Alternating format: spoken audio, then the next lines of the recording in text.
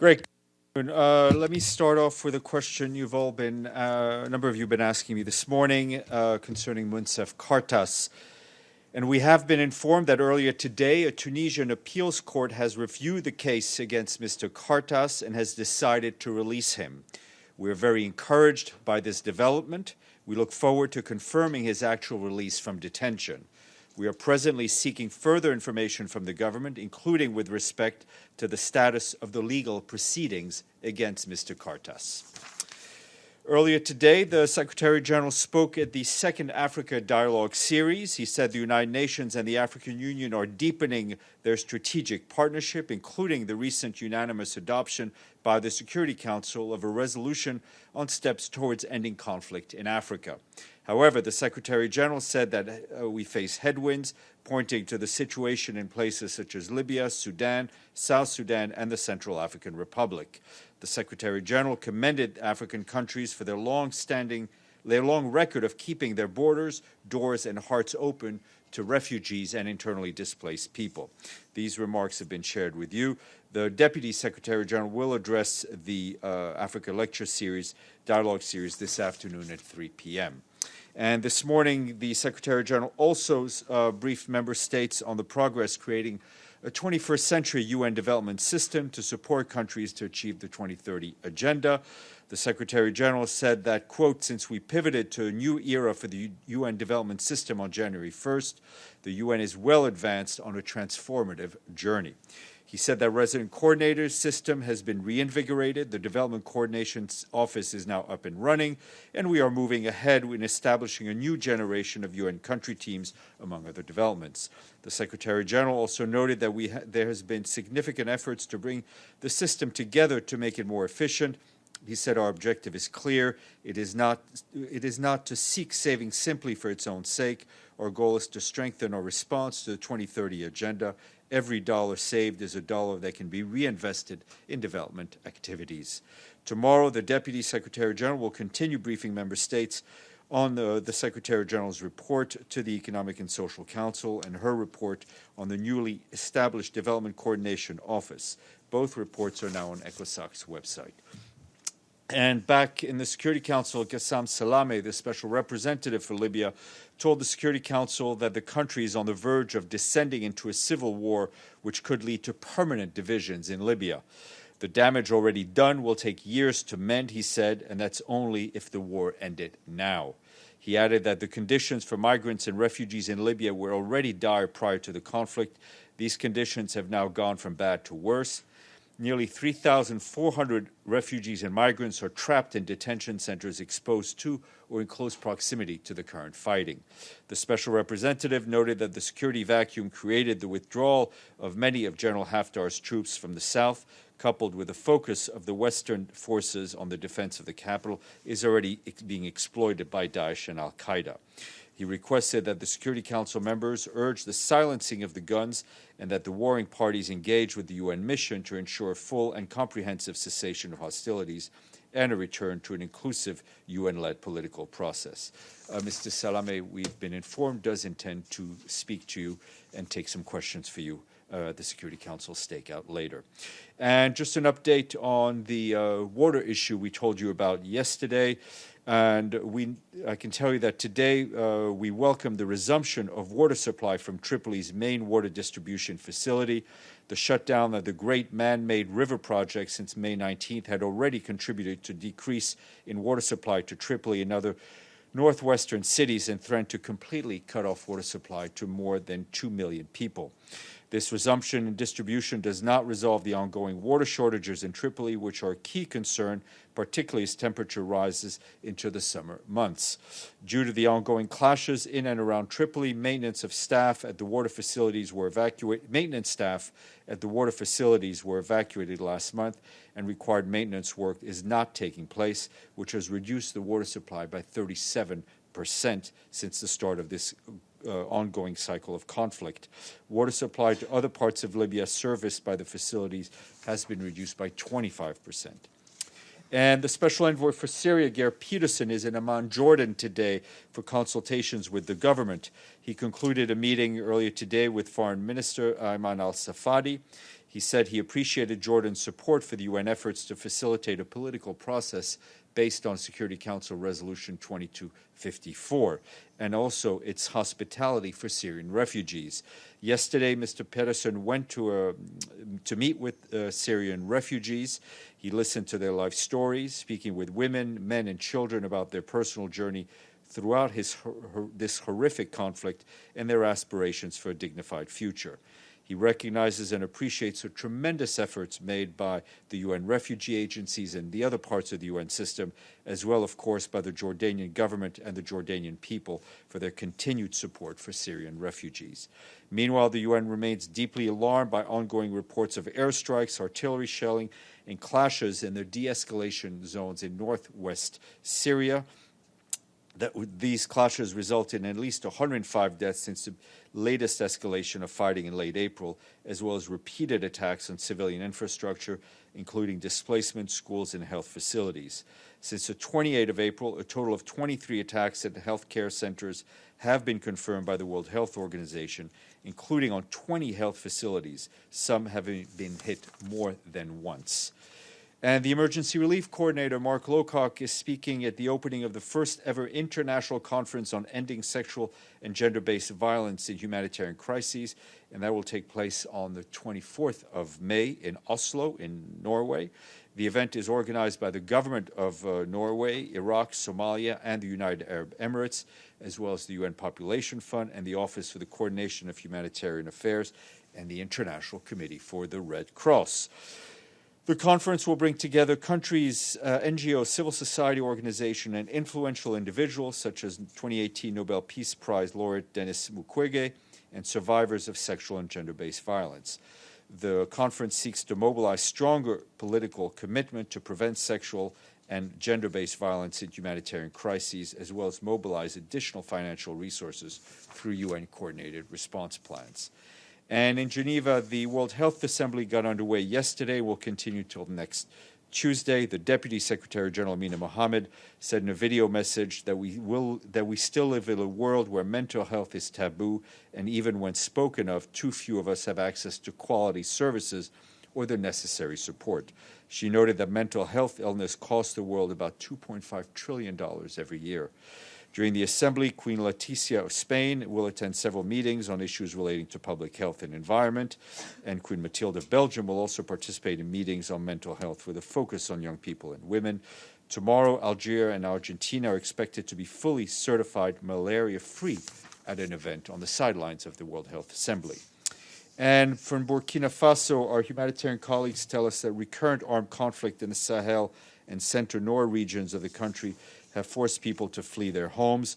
The number of people displaced has tripled to more than 170,000 since the beginning of the year.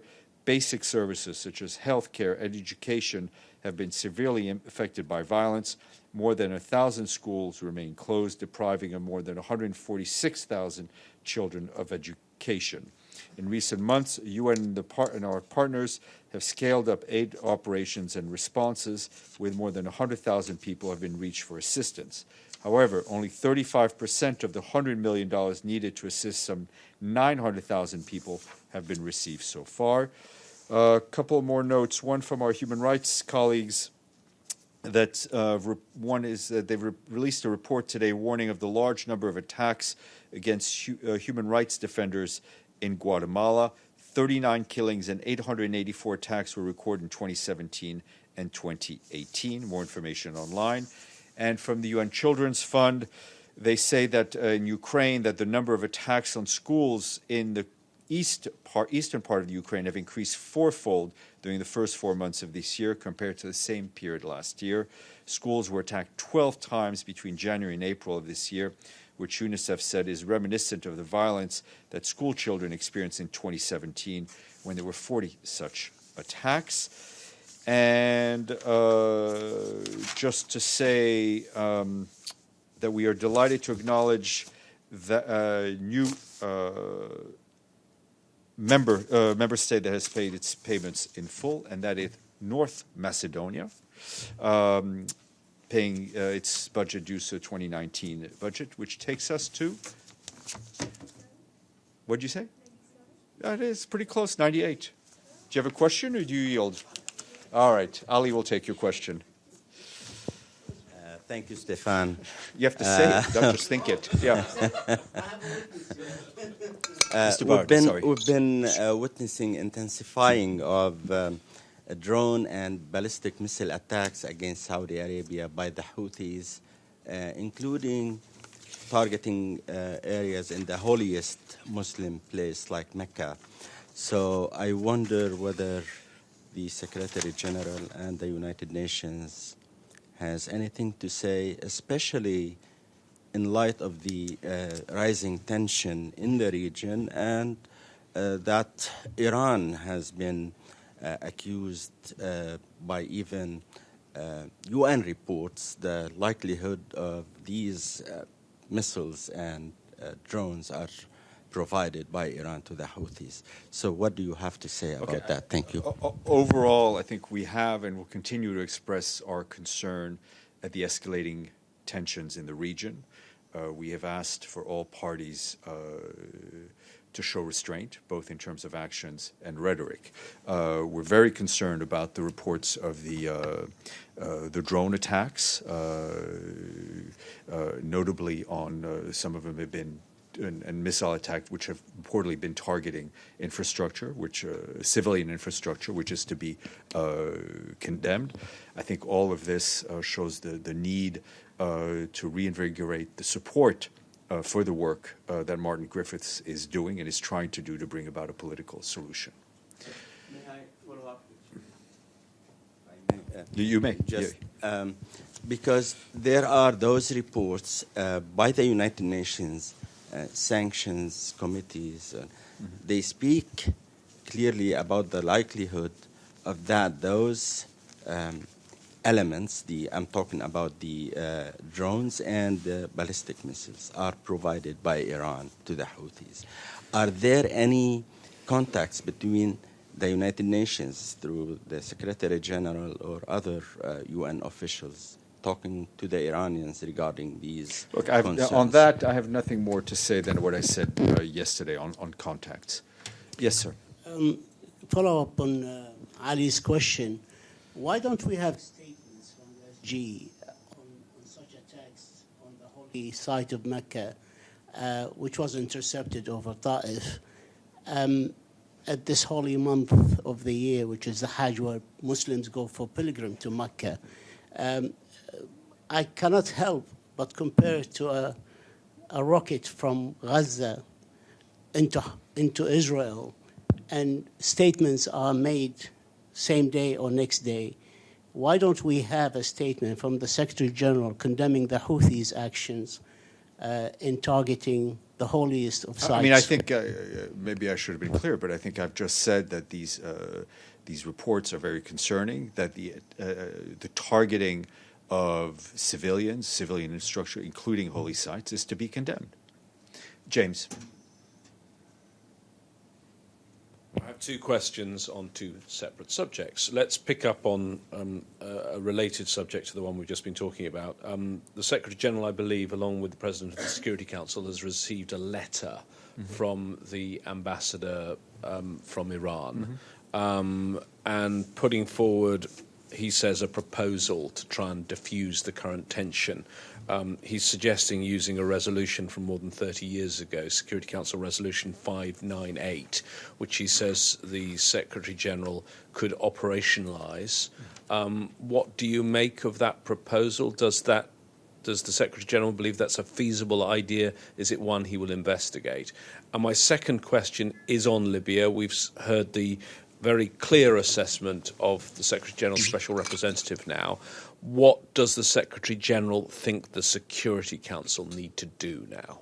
I think, as in many of these cases of conflict, and I'm speaking to Libya, to your second question, I think it's many cases of conflict. The most important thing that we can get from the Security Council, at minimum, is unity. Unity in message, and unity in message to all parties to do whatever they can to stop the conflict and to think of the civilians. On your, An immediate ceasefire? it is up to Security Council to see how they want to word it. But what is important for us is the unity of the Council in the message to the parties to find a way to stop this conflict. Your second question, the letter has been received, it is being studied, and it will be circulated as requested to members of the Security Council. Michelle and Mr. Abadi. Thanks, Steph. Another question on another letter. The North Koreans wrote to the Secretary General last week. The North Korean ambassador was again here this morning to further that campaign for the US to release their ship. In the letter, they asked the SG to take urgent measures over this issue. What urgent measures does the SG plan to take? Again, we've received the letter. We're taking a look at it. The issue of sanctions, the implementation of the sanctions, the interpretation of sanctions is really a matter for the Security Council to decide and to discuss. Mr. Abadi, you've been very patient. Thank you, Stéphane. As always. As a result of, as a part of the peace plan for the Middle East, President Trump has proposed an economic summit or an economic meeting in Bahrain next month. Has the UN received an invitation? As and will you we be checked a short while ago, as far as we are aware, Mr. Mladenov, who is obviously the lead in this, in the UN's handling of this file, has not received an invitation. We've seen the press reports. Errol. Stéphane, just a quick checkup. It's not a sexy topic, though, but you mentioned... We should... I'm not going to go there. Yeah, I said fight my urge to be a smart aleck. Exactly, it's not that kind of topic. So, the question is too sexy for this briefing. Yeah. All right. I'm sorry that I used that word. All right. Okay. Let me put this way. Yes, sorry. You mentioned WHO. And in Geneva, did they actually adopted the new classification of the disease that was long waited? For Ebola? What are you talking about? All diseases, it's WHO should adopt new classification of diseases.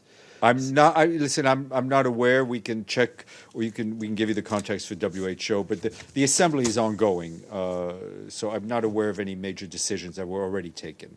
I told you it's not that kind of topic. No, you never know. All right, thank you. One more go at it. Go ahead.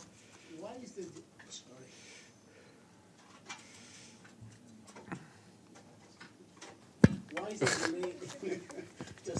It's okay. Why is the delay in appointing a humanitarian coordinator in Syria after the last one left in December, and the situation is getting worse and worse, one of the worst disasters, and we don't have a humanitarian coordinator appointed yet after 5 months? Well, I mean, there's obviously acting coordinator, humanitarian resident coordinator.